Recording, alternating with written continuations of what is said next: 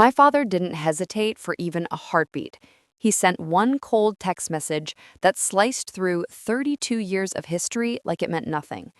I disown you. Speak to my attorney.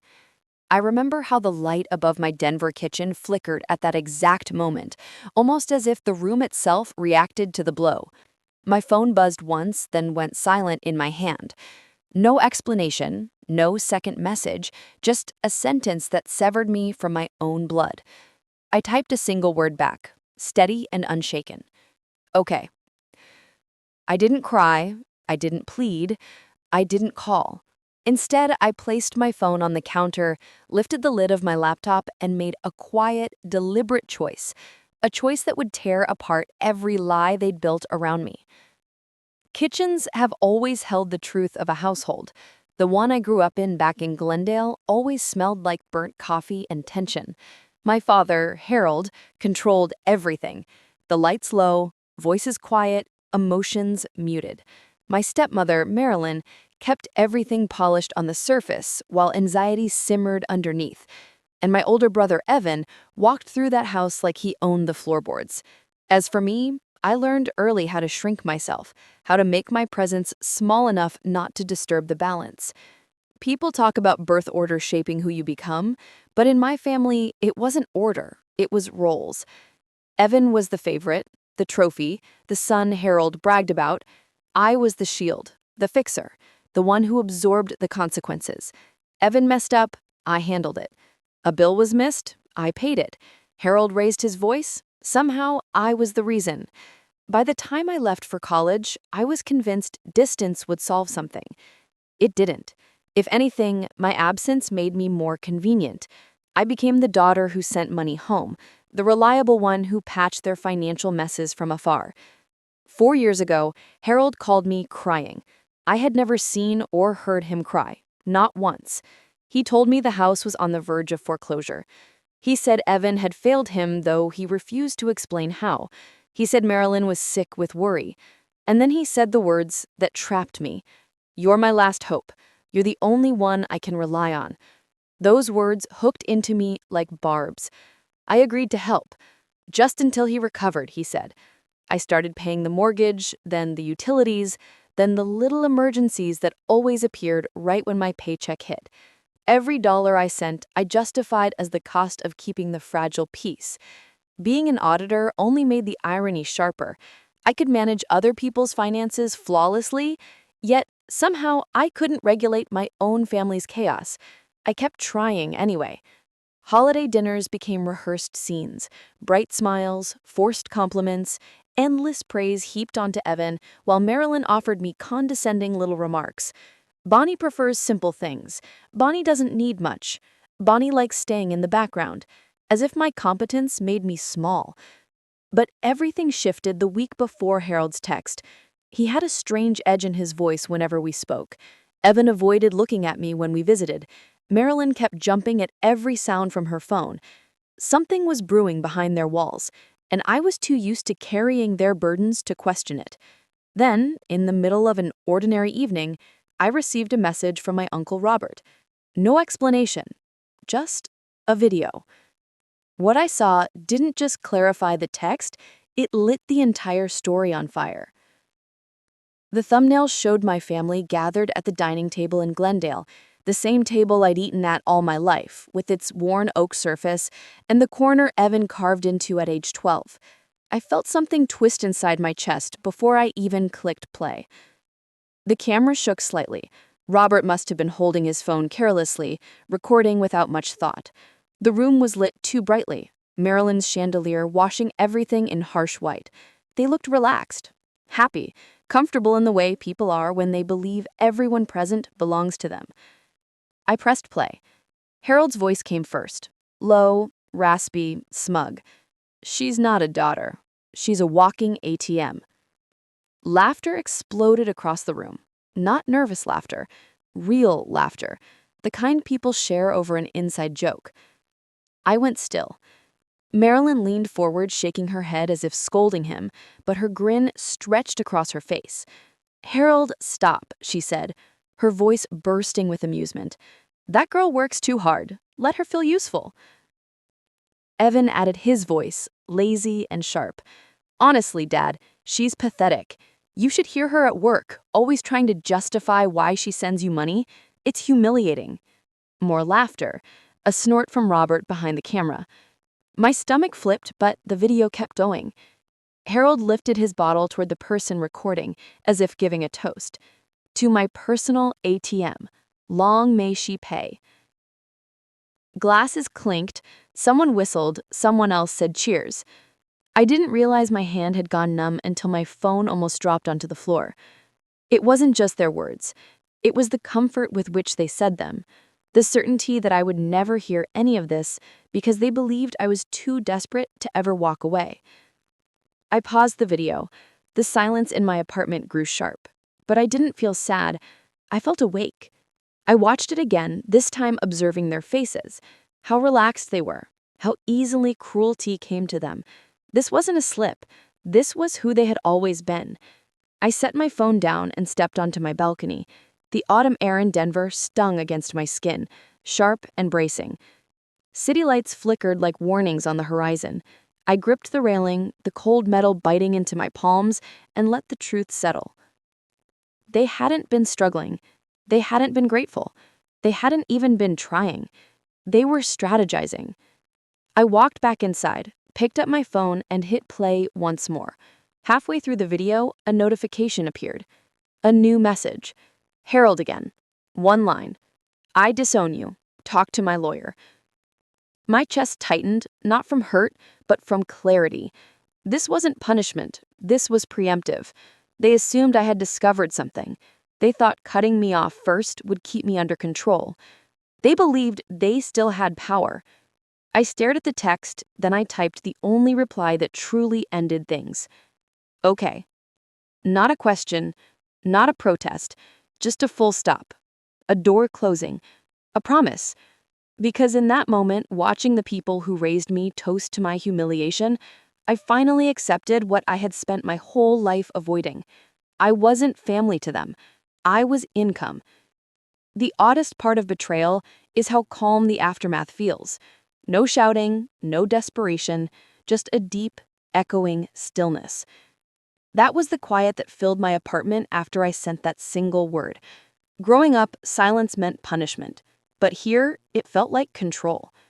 I set my phone aside and opened my laptop. If Harold wanted everything to go through lawyers, then that was exactly what he would get. Distance, accuracy, and a separation he would never confuse with emotional chaos. The first thing I opened was my banking dashboard. When the numbers loaded, something inside me clicked into place. The auditor in me resurfaced. This wasn't emotional anymore. It was administrative. Step 1, mortgage assistance. 48 months. 4 years. Every payment on schedule. I hovered over the automatic transfer, my name listed as the only contributor, and clicked cancel. A confirmation popped up. Are you sure? Yes, I whispered into my empty kitchen. Step 2, utilities. Electricity, water, internet, all tied to my account. Cancel, cancel, cancel. Step 3, supplemental payments. Marilyn's unexpected expenses. Evan's emergencies. The monthly buffer Harold expected. All gone. Then came step 4, documentation. If they wanted legal distance, I would provide legal accuracy. I opened a fresh document labeled payments. No emotion, no commentary, just clean lines of numbers, dates, and purposes. Watching the document grow felt like examining an X-ray of an old injury I had ignored for years. All the fractures I had covered, finally visible. My phone buzzed again. Evan, you better not be doing something stupid. Another. Marilyn, the mortgage is due tomorrow. Don't make this worse. Delete. Delete. They still thought I would fold. They thought I was having a dramatic moment. They didn't understand that this time I wasn't reacting. I was finished. The next morning, I woke before the sun. My apartment felt lighter than it had in years. I made coffee, tied my hair back, and sat at my dining table. Out of habit, I logged into their mortgage portal. Payment failed. A flashing red banner blinked across the screen. Account past due. And for the first time in my life, my heartbeat remained steady. I didn't panic. Instead, I felt something profound. Relief. It was the first visible crack in the system they had built on my shoulders. By afternoon, the ripple effects widened. A flood of emails hit my inbox, from services tied to my financial support. Payment unsuccessful. Card declined. Account inactive. Every notification felt like a string snapping loose from my spine. Around 5, Evan called. I watched his name light up the screen, glowing with entitlement. I let it ring until it stopped. 10 seconds later, a voicemail pickup. This isn't funny. I deleted it without listening further. That night, I sat on my balcony again, watching Denver's lights stretch across the skyline. Cars hummed in the distance. The wind brushed my hair gently across my cheek. For the first time since childhood, I felt something like ownership over my life. Not pride, not victory, agency. I wasn't sabotaging them. I was removing myself from a structure built on my exploitation. And as I breathed in the cold air, a realization settled over me like frost on steel. Harold thought disowning me would weaken me, but he had forgotten one crucial truth. I was the one holding everything together. And now I wasn't holding anything. Not anymore. 48 hours later, my mom called in panic. The phone lit up with Marilyn across the screen, vibrating so violently it nearly tipped off the counter. I didn't move. I finished pouring my coffee, inhaling the steam as if it could steady me. When I finally answered, I placed the call on speaker. Her voice hit the room like a siren. "Funny, what did you do? The mortgage payment bounced. The bank called your father. They said it was rejected. It's due today. Do you understand that? Fix it. Fix it right now." Not a question, not concern, a demand. I took a slow sip. "Harold asked me to direct everything through his lawyer," I said evenly. "So that's what I'm doing." Silence on the line, and then a sharp inhale. "What lawyer? Don't play games. Bonnie, you're being unreasonable." I ended the call. 10 seconds later, the phone rang again. Then again. Then came a stream of texts, each one a blend of guilt, accusation, and desperation. Evan entered the battlefield next. "Are you out of your mind? You're ruining Dad's life. Get that payment through today." Another text. "You think being dramatic makes you powerful? You're pathetic." For years, those words would have gutted me. Now they felt small. By noon, the calls escalated from frantic to threatening. Marilyn claimed they would take legal action. Evan said I'd be cut off forever. Harold sent nothing, not even a single line. The silence from him was almost louder than their chaos. But later that afternoon, everything shifted. My lawyer called. She had received a message from Harold's supposed legal representative, a stiffly written email accusing me of financial harassment and demanding I restore all payments immediately. She laughed. "This isn't even a real claim. It's pressure. Empty pressure." "Good," I said, exhaling, "because I need your help with something else." I told her everything about the years of payments, the video Uncle Robert accidentally sent, the way my family used me like a bank account. And then I told her something I'd never voiced aloud. There were always discrepancies in his community fund reports. I think Harold might be mismanaging money. Maybe worse. She grew still. Then we start digging. For the next week, every spare moment of my life became a quiet investigation. I worked through my professional notes, cross-checking dates and transactions against the community fund's publicly available filings. The more we compared, the more cracks appeared. My lawyer connected with contacts she trusted, and soon the pattern was undeniable. Harold wasn't sloppy. He was siphoning money, and not small amounts, significant, repeated withdrawals disguised under vague descriptions. But the unraveling didn't stop there. One night, around 11 p.m., my phone buzzed with a number I didn't recognize. I almost ignored it. Something told me not to. A soft, trembling voice whispered into my ear, "Bonnie, it's Mia, my cousin. She sounded like she was hiding in a closet. I saw the video, and I need to tell you what happened to me." My breath caught. She told me everything. How Harold once cornered her when she was 17. How she screamed. How Warren dismissed it as a misunderstanding. How she'd been forced into silence for years. "I'm so sorry," Mia whispered. "I didn't know who else to tell." I closed my eyes, the edges of my vision tightening. Harold wasn't just manipulative, wasn't just financially abusive. He was dangerous. 2 days later, the final blow came from an unexpected person. Dana, my mother's best friend. Her voice cracked with emotion as she said, "Your mother suffered, Bonnie. She never told you how bad it was because she wanted to shield you. Harold controlled everything, her money, her choices, her friends." He drained her, piece by piece. Something old inside me splintered. This wasn't a dysfunctional family. It was a system built on one man's control. And I wasn't the next victim. I was the one breaking the pattern. The confrontation came on a quiet Thursday evening. The Denver sun was sinking, casting long gold shadows through my apartment window, when someone pounded on my door. 3 heavy knocks. I knew instantly. When I opened the door, Harold stood there. His face was gray, sunken, aged by panic. The confident posture he'd always wielded like a weapon was gone. "Bonnie," he rasped, "please. They're talking about legal action. The fun people are accusing me. There are rumors everywhere. Fix this. You can fix this. You're the auditor. Tell them it was a misunderstanding." His voice cracked on the last word.